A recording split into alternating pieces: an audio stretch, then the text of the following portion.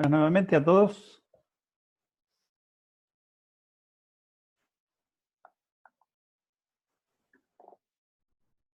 Antes de terminar, es decir, con el tema PPP,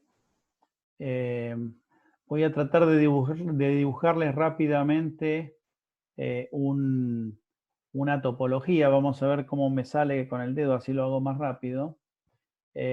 Para explicarles cómo es el acceso de dial-up, es decir, generalmente, perdón, a ver, esta no. Ahí. Vamos a tomar esto. Es decir, normalmente uno tiene una red telefónica conmutada, o lo que en inglés sería una Packet Switching Telephone Network. A ver si hay alguien esperando. No, parece que no. Entonces, uno tiene una red telefónica conmutada. Generalmente entonces lo que tiene es una computadora conectada a un módem. El módem entonces es un módem, esto es una serial asincrónica y esta es el par telefónico que se conecta típicamente con el cable con el RJ11 y el módem que digamos lo que hace es modular de modular sobre el canal de voz del circuito telefónico. El módem usa generalmente es decir, el driver que está en la computadora le puede indicar al módem, por ejemplo, tomar línea y discar a cierto número de teléfono utilizando un protocolo, un lenguaje llamado AT Commands, porque generalmente para discar por tonos, por ejemplo, es ATDT y el número, donde ATD es de dial y T de tone, es decir, el MTBF, el multitone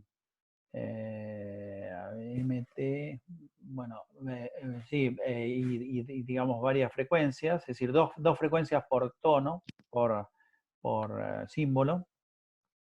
Y esto en definitiva entra acá hay un módem y hay también acá entonces vamos a hacerlo a mano, así me sale más rápido, una computadora, un servidor, y generalmente lo que teníamos era, llamamos por teléfono, atiende el módem en autoanswer, se establece el enlace asincrónico, sobre ese enlace asincrónico se hacía sleep, digamos, sería el Line Internet Protocol, y este servidor que está conectado generalmente a una red local y para acceder, por ejemplo, a los servidores de datos y aplicaciones.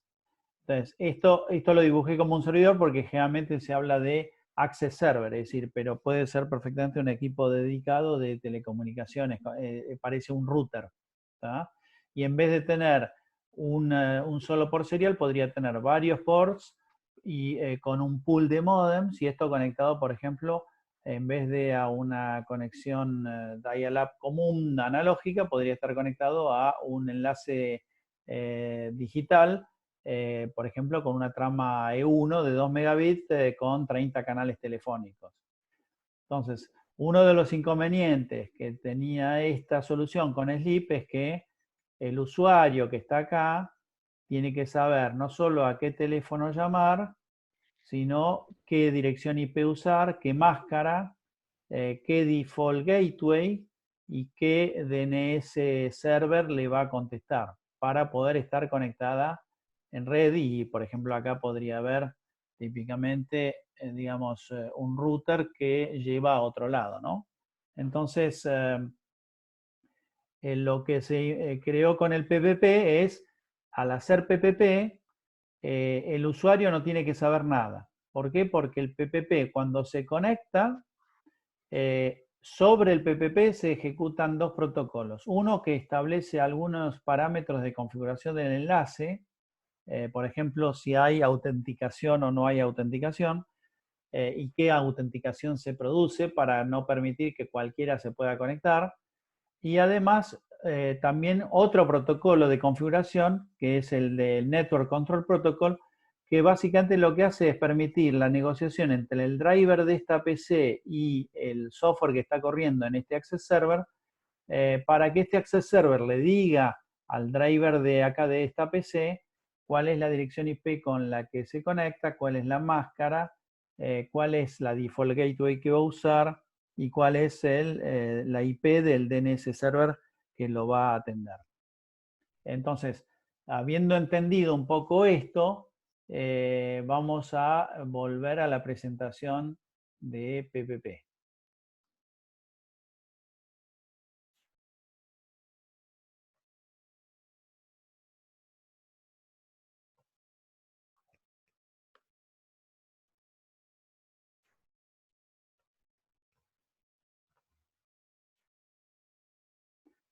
Entonces, yo les decía recién, ¿hay alguien más esperando? No. Entonces, sobre el enlace de datos, tenemos la posibilidad de implementar distintos protocolos. Eso lo vimos porque vimos que en la trama PPP hay un campo llamado protocol. En ese campo protocol podemos indicar cuál es el protocolo que viene acá encapsulado. Entonces, en definitiva, si lo que encapsulamos acá es un protocolo de configuración como el LSP o el IPSP, o también podemos encapsular IP, podemos encapsular también, si queremos MAC, una trama MAC para hacer bridging.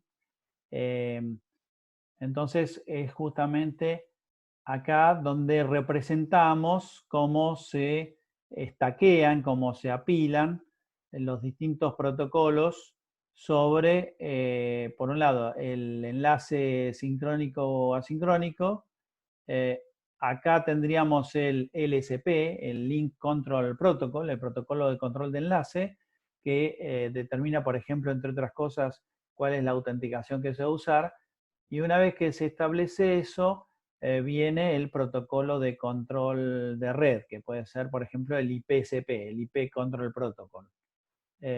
Entonces, para ver un poco algún detalle más, nos referimos a esta slide, donde vemos que primero se establece el enlace, se negocia la configuración utilizando el, digamos, el LSP, el Link Control Protocol, se determina la calidad del enlace, esa calidad puede hacer que, ya no recuerdo bien cuáles eran los parámetros que se usaban de calidad, pero había la posibilidad de negociar algún tipo, es decir, en función de la calidad del enlace, cómo configurar el vínculo para que funcione mejor.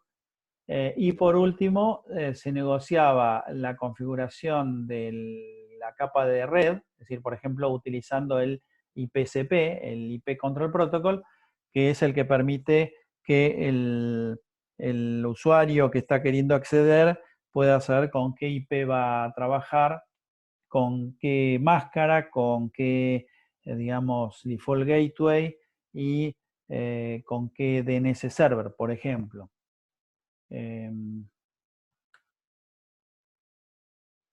Y en cuanto a la autenticación, que la autenticación, el que determina qué protocolo de autenticación se usa, es el LSP, el Link Control Protocol.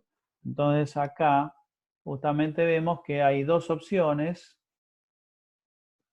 Una es el PAP y otra es el CHAP. Entonces el PAP es Password Authentication Protocol, es un protocolo muy sencillo donde únicamente se envía un nombre de usuario y una clave.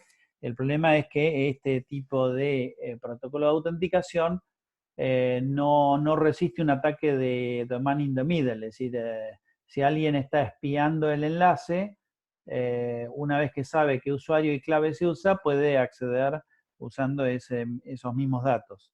En cambio, si quiero que sea resistente, por ejemplo, al ataque de the man in the middle, es decir, de alguien que pueda estar espiando cuando se está realizando el acceso, se puede usar un protocolo de autenticación llamado CHAP, Challenge Authentication Protocol, que usa un mecanismo de challenge response, donde con un handshake de 3 vías y utilizando una función de hash, se logra, digamos, un mecanismo que es del estilo de one-time password, es decir, que los pares o digamos, las combinaciones de datos que se usan para el handshake de autenticación y acceso nunca se repiten y por ende, si hay alguien escuchando, lo que pueda escuchar y tomar nota no le sirve para generar una conexión nueva. Bueno, con todo esto hicimos un repaso general muy rápido de tecnologías WAN. ¿Preguntas sobre todo esto?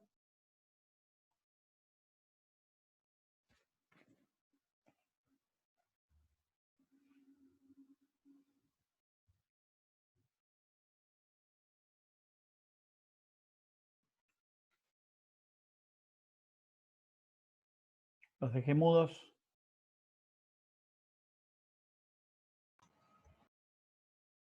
Yo por mi parte, no. Bueno. Bueno, entonces lo que podemos hacer es, para ver si todo lo que explicamos, digamos, está bien asimilado, bien comprendido, vamos a ver cuáles son las preguntas típicas que podemos llegar a tomar en el primer parcial y de paso ya prepararse para justamente esa evaluación. Nico, ¿vos querés hacer esto o querés que lo hagamos juntos? Dale, yo. Igual quería hacer, me había quedado, me acordé, que era para cerrar el tema, unas preguntitas del final de la presentación de Spanning Tree, que si bien no están como preguntas así, serían para cerrar algún concepto. Está bien. Yo estoy buscando el primer parcial, ¿no? Sí. Ah, vos, espera, entonces vos querés explicar eso. No, quería charlar, son supuestamente rápidas. De verdad estas preguntas y creo que Dale. están sacadas de alguna guía, creo que de Cisco, no me acuerdo, Ajá. que básicamente es como que te explica, digamos, un poco Spanning Tree, y creo que estas preguntas te las hacía al final como para saber si más o menos algo habías entendido, ¿no? Entonces acá lo que está diciendo es, bueno, ¿se acuerdan que Spanning Tree tenía varios estados, ¿sí? Que era el listening, learning, blocking, forwarding o disable, ¿sí? Entonces dice, bueno, ¿cuál de los siguientes interfaces de estado podría la interfaz de un switch estabilizarse después de que se completó, ¿sí? el armado del árbol de Spanning Tree? ¿Cuáles de estos estados podrían ser unos posibles estados de interfaz después de haberse completado? Blocking y forwarding, ¿no es? Blocking y forwarding. ¿Y por qué los otros no? Porque... Bueno, learning era cuando se está llevando a cabo el algoritmo, ¿no? Para...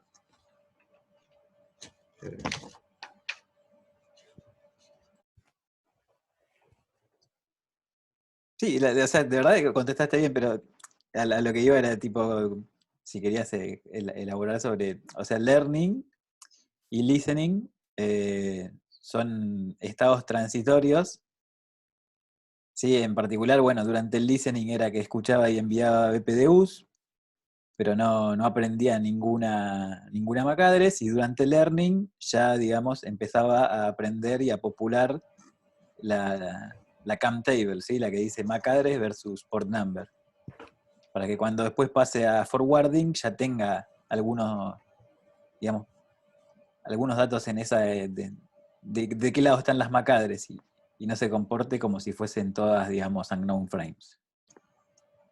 Claro, sí. Bueno, dice,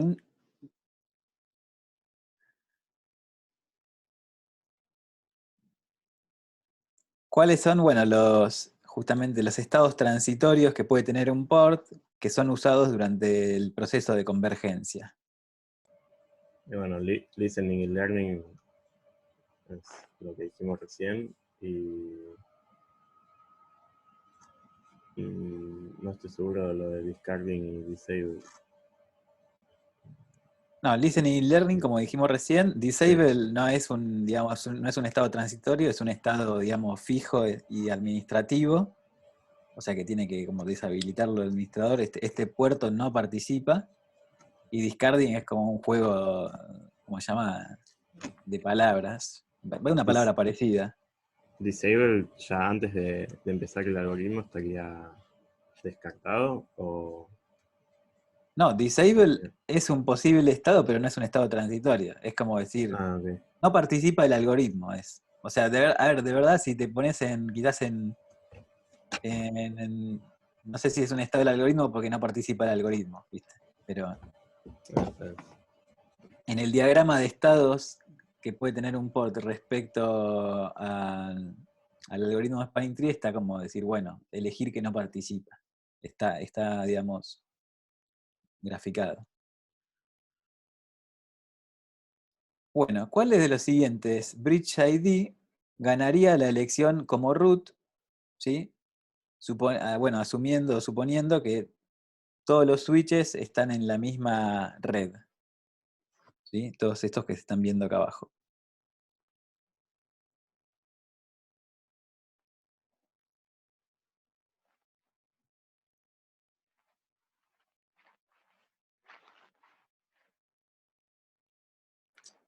Hay varias, por las dudas aclaro, hay varias maneras de escribir una MAC address, ¿sí? La MAC address no es que son un byte en hexa, guión, un byte en hexa, guión, así 6 veces, sino que hay, por ejemplo, agrupaciones como estas de acá, que son, digamos, 2 bytes, un punto, 2 bytes, un punto, 2 bytes, ¿sí?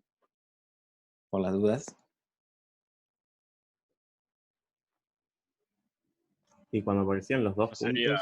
puntos, Acá los 2 puntos, pasa que esto es un bridge ID, y un bridge ID estaba compuesto por una MAC address, pero adelante, o sea, como parte más significativa, tenía el priority, 2 bytes de priority. Que acá están expresados, fíjate, en decimal, y esto de acá ya es todo hexa, por más de que no haya ninguna. Entonces, tendría que ser el primero, ¿no? Pues no. Ah, yo diría por el tercero, eh, no es el más bajo. pero no tiene que ser priority más alto. Había una. A ver.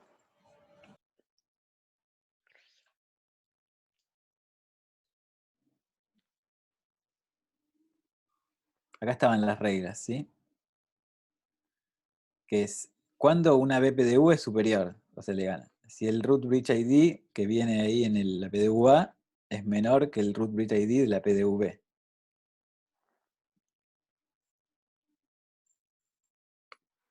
Entonces, ¿cuál gana? El número más chico gana. Ah, bien. Esto es como la prioridad como para anotarse en la facu. O sea, cuanto más chico es, más, más alta es la prioridad. Entonces, el tercero, ¿no? Entonces sería el tercero, porque entre estos dos que tienen la misma prioridad, digamos, bueno, de verdad todo el número es un número más chico, ¿no? Los 8 bytes concatenados que se interpretan como un número, este número es más chico que este número.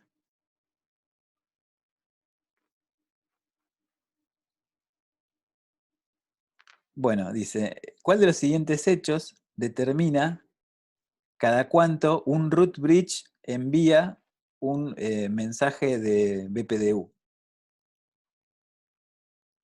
Y acá dice, bueno, el hello interval configurado en un switch que no es root, el hello interval configurado en el root switch, siempre es 2 segundos, o el switch reacciona a BPDUs recibidas desde el root switch enviando, bueno, otras BPDUs, 2 segundos después de recibir la root BPDU.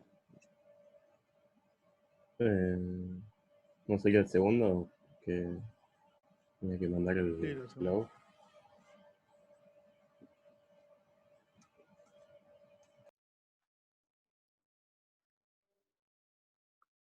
Sí, el segundo, digamos, sería cuando, a ver, acá lo que pasa es el root switch es el que envía cada hello interval. Y los otros switches reaccionan. O sea, acá sería el segundo. O sea, esta de acá sería como bastante, digamos, si no, parecida a la verdad, si no fuera que dice que es siempre 2 segundos. Pone ahí, hardcodea este valor 2 segundos. 2 segundos será por defecto, ¿no? Y 2 segundos después será por defecto, exacto. Bueno, Claro, bien. pero igual la pregunta habla de root bridge. O sea que el No, último no es para un root bridge. igual dice root bridge o switch. Es Ah, como está bien. O sea, es cualquiera de la red. cualquiera de los, sí, de los que participan, porque como un switch común va a reaccionar ante la BPDU que terminó de alguna manera enviando el root switch, ya sea directamente o en una cascada, terminan todos teniendo, digamos, como cada hello Claro, interval. claro, había entendido mal. Pensé que era solo el root. Sí, el root es el que genera y el resto tiene que reaccionar ante esa, digamos. Sí, sí, sí. Lo que sí va a pasar, que bueno, eso ya sería, dependiendo de cómo esté la topología, a un switching que esté en, no sé, intermedio o en el medio de la cadena, le pueden llegar muchas BPDUs en un intervalo corto. ¿Por qué? Porque le llega por los distintos caminos, ¿no? Y no va a ser, digamos, por cada paquete de BPDU que le llega, va a enviar una BPDU hacia donde, en la cadena. ¿No? Porque, digamos, es como que si tienen múltiples links redundantes, se le multiplica la BPDU, ¿no? A ver, no sé si hacemos un dibujito. Imagínense que este es el root bridge. Y acá hay vínculos, hay otro bridge acá, hacemos así. Y acá termina viendo así. ¿Sí? Cuando este manda la BPDU, ¿sí? Y estos las manden en reacción por acá. Bueno, acá habría que poner otro, ¿no? Perdón, otro para que tenga sentido. Si este de acá, ¿sí? Reaccionase ante estas dos, acá terminaría mandando como dos BPDU muy juntas en el tiempo. ¿Sí? Sí. ¿Me siguen? Bueno, de Sí. verdad lo que tiene como un timer, una autolimitación en que no puede mandar, digamos, más de una BPDU en un hello interval. O sea, cuando mande acá, de verdad, una de estas dos que dibujé, no se manda. ¿Sí? Se manda así. Porque si esto fuese algo incluso como... Ay, no seleccioné. Dale. Uno lo podría, ¿no? Como hacer más y se multiplicaría más, ¿no? Tantas veces como haga esto. Y entonces a este switch de acá le llegarían 4 BPDUs muy juntitas en el tiempo y acá mandaría, si no tuviese ninguna limitación, 4 BPDUs a este switch. Y eso no pasa, es como que tiene un, che, ¿hace cuánto mandé la última? Ah, no, hace 0,5 segundos. No, entonces espero. Tiene una limitación. Ya eso es una...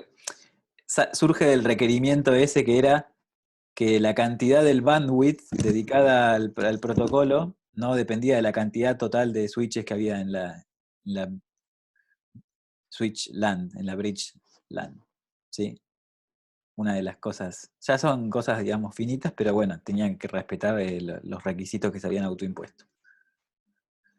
Bueno, listo esto. Marcelo, no sé si querés ver vos o pongo yo comparto las preguntas.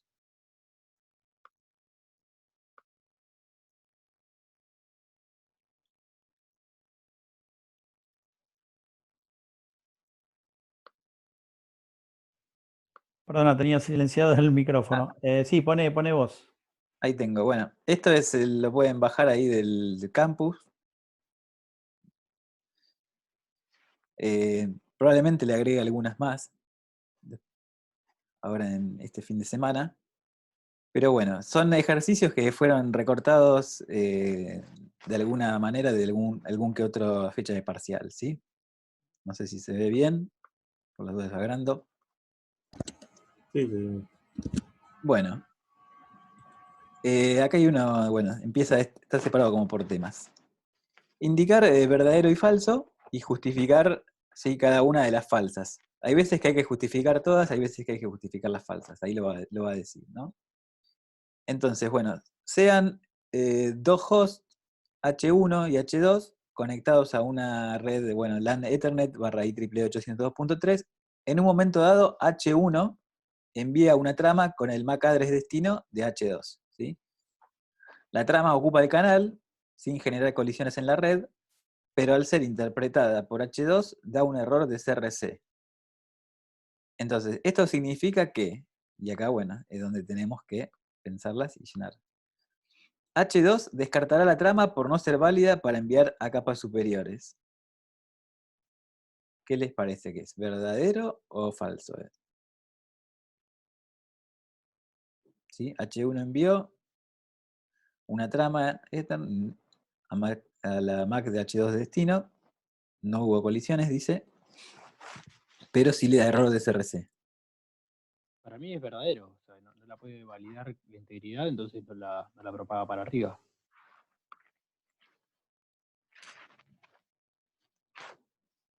¿Están todos de acuerdo? Eso, si se acuerdan el diagrama ese del CSMA-CD cuando vimos, había una parte que se fijaba si la longitud y el CRC verificaba, y si no verificaba, se descartaba. Y si daba todo bien, se enviaba para el procesamiento de capas superiores. Bueno, que H2 generó una colisión. O sea, al ser interpretada Ahí una no, CRC. porque lo dice el enunciado, ¿no? O sea, Exacto. Digamos. Acá sería, es un digamos. medio compartido, sería la justificación. No, es falso porque el enunciado dice no hubo colisión. Digamos. O sea. Hay un error claramente porque hay un error de CRC. Pero no es un error producido por una colisión. Puede ser un error que se haya producido por ruido eléctrico externo, por ejemplo. Que H2 pedirá a H1 un reenvío de la trama fallada.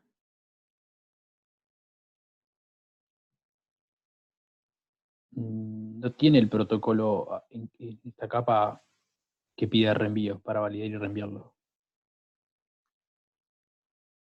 Exacto. O sea, digamos, en la Ethernet, digamos, no hay una solicitud de trama fallida.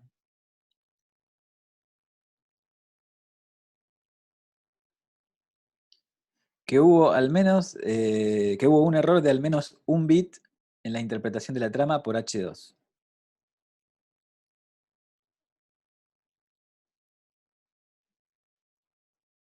En principio no lo sabemos. O sea.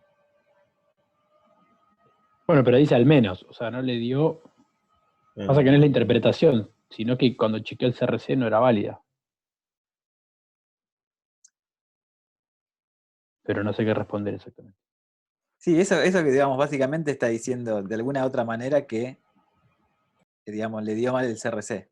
O sea, cuando quiso interpretar lo que era la trama, ¿sí? H2 no la pudo, digamos, no le dio bien la verificación de todos los bits. Pero, o sea, con interpretación ahí podemos, por lo que vi, sí, pero en realidad está chequeando la integridad de la trama, ni siquiera llegó a interpretarla, simplemente dijo, a ver, esto es como Sí. hacerle un MD5 un archivo, digamos. No, bueno, sí, tal cual. Sí, eso. podría, digamos, cambiarse la palabra esa. En el chequeo de integridad, sí, de la trama. Bueno, que H2 pedirá por medio de un broadcast MAC el reenvío de la trama, ya que no pudo leer el MAC address origen de la misma.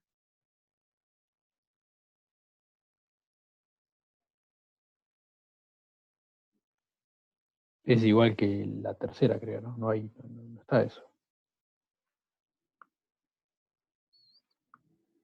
Sí, no existe un mecanismo de solicitud, digamos, de reenvío de tramas fallidas. Que H1 duplicará su tiempo de espera de intento de retransmisión de 51.2 microsegundos.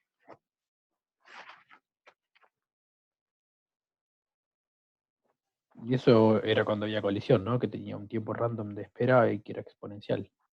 Exacto. Acá no hubo colisión, tampoco aplicaría. Sí, no hubo colisión, no hay, digamos, cálculo del tiempo de espera de backoff, con lo cual tampoco va a haber intento de retransmisión.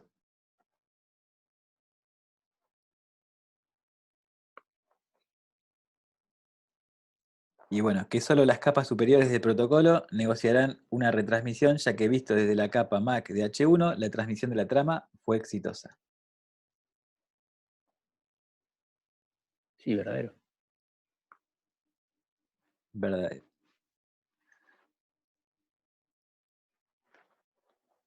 Bueno, borro ahí pues, para pasar por abajo.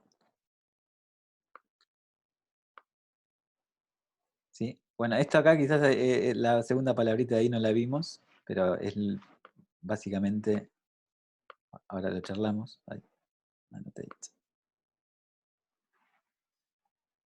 Bueno, indicar cuáles de las siguientes afirmaciones son ciertas. Cut through, que lo vimos en la hoja recién de datos, y fragment free, que es cut through es los primeros, creo que 18 bytes, y fragment free son los primeros 64 bytes. ¿Sí? Voy a ponerlo en un 18 bytes. ¿Sí? O sea, utiliza esa cantidad de información antes de empezar a hacer eso que era cuando yo tenía en un switch la tecnología cut-through switching o fragment free switching y el origen del port tenía la misma velocidad que el destino del port y también el destino del port estaba, digamos, disponible para escribir, lo que hacía era empezar a escribir la trama Ethernet antes de haber terminado de levantar toda la trama hacia memoria, ¿sí? Del puerto donde le entró hacia el...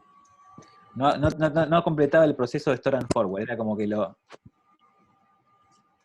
evitaba, digamos, hacer todo el tiempo de inserción y de reinserción, ¿sí? Porque lo solapaba en el tiempo lo mismo. O sea, a ver, si uno tuviese que dibujar el store and forward, uno tendría que... estoy en modo texto.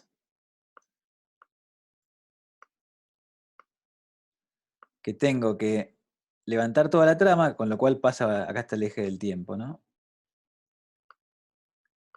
Para después tomar la decisión, supongamos que sea casi despreciable, y volver a insertarla por el otro puerto, ¿sí? Eso lleva un determinado tiempo, que es este. Si yo ahora, en el caso de estas tecnologías, tengo, bueno, voy a intentar dibujar el mismo ancho, la misma trama, pero cuando ya pasaron los primeros 18 bytes o 64, se verifican las condiciones, que el puerto destino es de la misma exacta velocidad y que está, digamos, disponible para escribir, yo puedo empezar a escribir en el otro puerto la trama. Entonces tengo una menor latencia, ¿sí? ¿Eso lo entendieron? ¿La ventaja esa? Sí, sí. Bueno, la diferencia entre cut-through y fragment free es cuánto es que lee de este tiempo, este ancho de acá. ¿Cuánto es que lee? Si 18 o 64. 18 es porque supuestamente tiene la información típica de las direcciones y usa algún protocolo tipo VLAN tag o incluso Q-on-Q, VLAN tag en VLAN tag o alguna cosa así, ya le alcanza con esos 18. ¿Sí? Y 64 es porque es la trama mínima, y entonces si le viniese la trama desde un medio compartido, se garantiza que si no habría una colisión, ¿sí? No se podría haber producido una colisión porque ya al menos se tendría que haber producido en esos 64 bytes. Y entonces tendría como, digamos, posibilidad de filtrar si es una trama colisionada antes de escribirla en el segundo port. ¿Sí? Bueno. Entonces, bueno, vamos, ese fue el repasito. Son dos tecnologías que aumentan el throughput de paquetes, ¿sí? ¿Puedo mandar más paquetes porque uso esta tecnología por segundo? Este gráfico acá va a ser medio engañoso para responder ahora que lo ve. O sea, tendría que haber hecho así. Lo voy a hacer de vuelta. Y en realidad no, porque te tendrías que esperar la próxima trama que te entra, o sea, y debería estar completa. O sea, sí mejorás en la salida, pero la entrada mantenés lo mismo, o estoy pensando mal. Yo digo, por hacer esto, ¿puedo mandar más paquetes por segundo? Para eso yo tendría que dibujar acá un segundo paquete, ¿sí? Imagínense lo siguiente. Dibujo acá un segundo paquete. Ese de ahí es el interframe, bueno. No me salió del mismo ancho.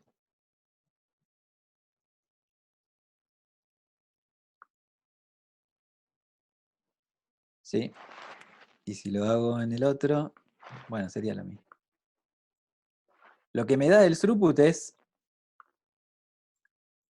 ver cuántos de estos paquetes por unidad de tiempo paso. ¿Sí? Ese gap de ahí era de otra cosa. Iría abajo. A ver, esto es lo mismo que ustedes, imagínense que contratan un enlace, digamos, satelital, que todos sabemos que tarda del orden de los 500, 600 milisegundos para mandar información a otro lado. Y ustedes empiezan a mandar, digamos, al Mac, no sé, contratan 1 megabit y mandan datagramas IPs con información a 1 megabit. ¿Sí? Y a su vez, en paralelo, compran una fibra, ¿sí? Para también, y contratan 1 megabit y mandan la misma información en paralelo. O sea, ninguno excede en 1 megabit. ¿El throughput de paquetes es el mismo en el satelital y en la fibra? Sí. Sí. ¿La diferencia dónde está? La velocidad en que se mandan. En la latencia, que cuando yo mando un paquete, desde hasta que llega, en uno pasarán 600 milisegundos y en el otro, bueno, menos, dependiendo de seguir donde esté realmente físicamente. El otro tiempo es como es la subida a los 36.000 kilómetros hasta un geoestacionario, y la bajada es más o menos, no importa más o menos dónde estés, es una guasada, es 600 milisegundos. Bueno, entonces, ¿aumentan el throughput de paquetes? No. No. Porque fíjense que como el espacio que hay acá, que sería lo que determina de cada cuánto, no tiene nada que ver con la latencia. El espacio entre que genero las tramas y forwardeo las tramas. ¿Sí? Este espacio se supondría que serían iguales. ¿Reducen la latencia